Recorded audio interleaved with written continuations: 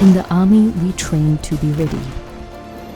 Across rigorous exercises, overseas, and here at home. But even in routine, risks can emerge.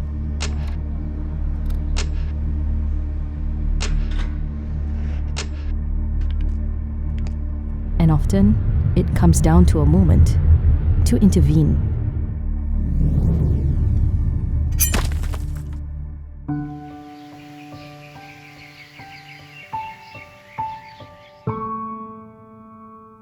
Yeah, he's the first one to go NS as the first boy in the family. It's just that we have concern for him. Being the baby in the house, our concern is his safety. Whether he is able to maintain that safety, to be safe for himself and also the one around him. For me, because we don't see what he's doing inside the camp. Our concern is how is he going to do it. My current role in the army is that I'm a transport operator. I need to be aware and also to be alert at all times. What makes me feel safe is that my sergeant will always be there if I ever needed anyone. Maybe I forgot to turn on the headlights, and then they will always be there to just headlights. And then I was like, oh yeah, okay, thank you. Knowing someone to always have my back is I'm very grateful for that. I think that's encouraging. I know that my baby boy is being taken care of. He's doing well. In fact, he applied all those safety checks, everything. I'm very proud of that. I say, keep it up. It has been a busy year for our training community. We have conducted training for basic recruits all the way to large-scale, complex overseas exercises. And one of the key success factors that I felt is the vigilance to carry out coordination, meetings, briefings, adherence to our rules and regulation, and quickly sharing lessons learned from previous episodes. I think these are some of the things that ensures a safe and smooth exercise. Safety ultimately is a personal and team responsibility that cannot be diverted away, but it has to be owned. As we build towards Army 2040, our OBAT will become increasingly platform-based, and therefore, the establishment of CEPP to nab these problems, safety problems included, right now before they fester, before they double going down the road.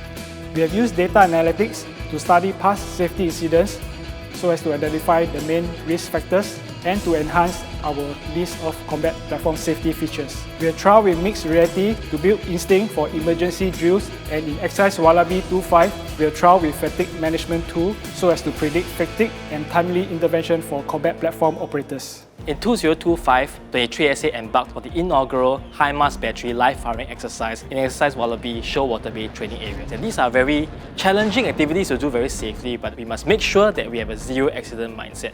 Australia, during October to November period, was very prone to fires. So we actually did an additional safety measure by employing the fire brigade to pre-spray the entire deployment ground to make sure that even if there was a fire, it would not go beyond the deployment ground. And we work very closely with SAFEC from Singapore, as well as the Joint Explosive and Ordnance Support from the Australian side. And they were actually the ones who advised us how to transport these weapons in a safe way from both land as well as in the air. AARM is a huge rifle meet where the best shooters from the region come together to compete. We were prepared to take on all different shooters from different armies in the region, and we knew that they came from different backgrounds, had different weapon systems and different safety regulations. We found that the daily battle cycle that we ran with all of the contingent commanders was critical to the success of AARM. It allowed us to gain a better understanding of how each of the armies work, which also really helped strengthen our relationship. And that was key, I think, to how quickly we learned and the eventual safe outcome of the entire AARM 2025.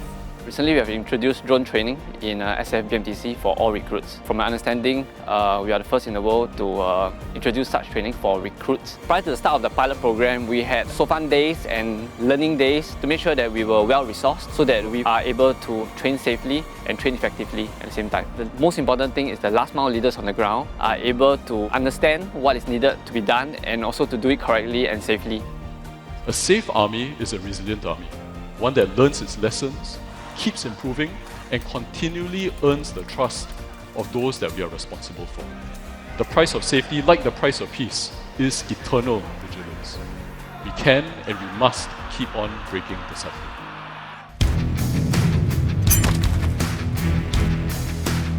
I strongly believe that when we are tired and fatigued, we often fall back to our base level of training. It's an outcome of how we drill them routinely in camp. And if at the base level, we can ensure that safety habits like finger off the trigger, counting your rounds during firing, ensure weapon is on safe, WCF inserted, then we mitigate a lot of safety issues that come down further down the line. I see safety as something imbued into operations. Bringing our soldiers back home is not a goal we set or something we aspire to. It's a mission that is non-negotiable. It is something that we cannot fail in. The strength of Army doesn't just come from advanced fighting equipments and high technologies. It comes from our people. Disciplined soldiers who do the right thing every time, every day, without compromise. It is as critical that we cultivate strong soldiering fundamentals, because strong soldiering fundamentals drives safety, and safety drives mission success. When good SOFAN habits are ingrained, safety follows naturally.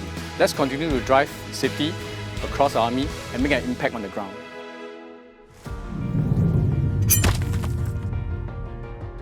My company, because we deal with some heavy platforms, so we actually do low loading quite often. During the unloading of the vehicle, we actually have this extra safety blocks that need to be placed under the ramp. I kind of like just noticed that the block that the outside contractors use actually was too small, so that's why I just raised it up and make sure that the driver actually corrected it. If I didn't raise the issue up, the worst thing that could happen was the vehicle could also topple out and hurt someone. Anyone can display last mile leadership. Any small act can actually save someone's life. During a ATP conduct, the firer, he mentioned that he actually forgo the counting of the rounds. It was at the end of practice. I was quite shocked and worried when I saw that his rifle had a closed bolt.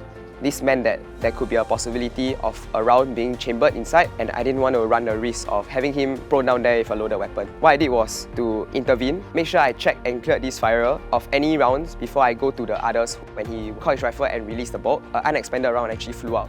We managed to prevent something bad from happening. It really gave me a sense of relief. When I was recruited in Tekong, I experienced a heat injury during my 8 km route march. Looking back on the experience that I had, I felt that it was very important for me to be vigilant and to be aware of my own personal symptoms. As a commander and leader, I will have men under my charge. It is important for me to lead by example, to be a safety role model for them. Pay attention to these safety lessons so that you do not have to go through the painful experiences that I had before. So this is the vehicle that Daddy is in. So this is the machine that we fight. Wow.